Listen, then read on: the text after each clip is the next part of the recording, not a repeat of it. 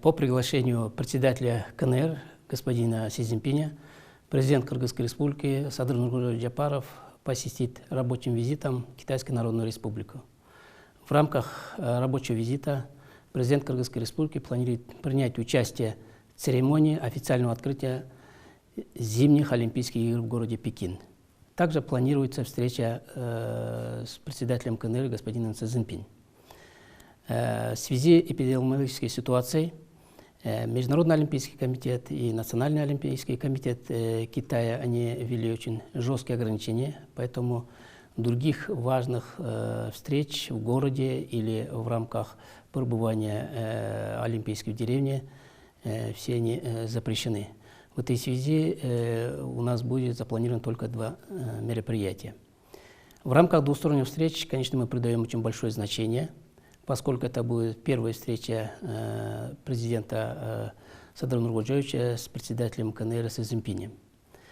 В рамках встречи, конечно, мы обсудим наши политические, торгово-экономические, культурно-гуманитарное сотрудничество. Мы придаем большое значение, что, как вам известно, в этом году мы отмечаем 30-летие установления дипломатических отношений между Кыргызской республикой и Китайской Народной Республикой. В ходе переговоров мы подведем итоги 30-летнего сотрудничества и определим дальнейшие перспективы. В рамках торгово-экономического сотрудничества мы поднимем ряд вопросов, которые влияют на торгово-экономическое сотрудничество между двумя странами. Это расширение торговли через КПП Эркиштам и Торгат.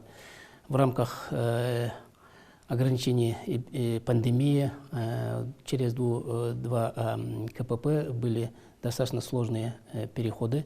В этой связи мы будем ставить вопрос расширения пропускной способности этих 2 контрольно-пропускных пунктов. Также стоит вопрос о возобновлении авиасообщений между китайскими городами и Кыргызстаном, который влияет на торгово-экономические отношения, на посещение туристами и другие аспекты. В этой связи эти вопросы мы будем очень подробно обсуждать.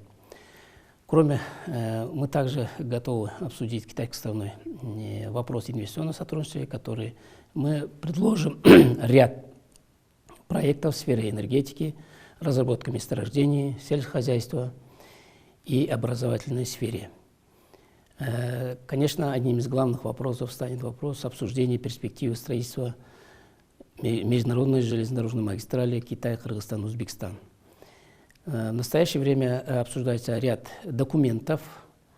В случае согласия китайской стороны эти документы будут подписаны, но с учетом, что Китайская Народная Республика проводит большое мероприятие международного масштаба, эти вопросы пока рассматриваются. В случае подписания этих документов по итогам визита мы объявим.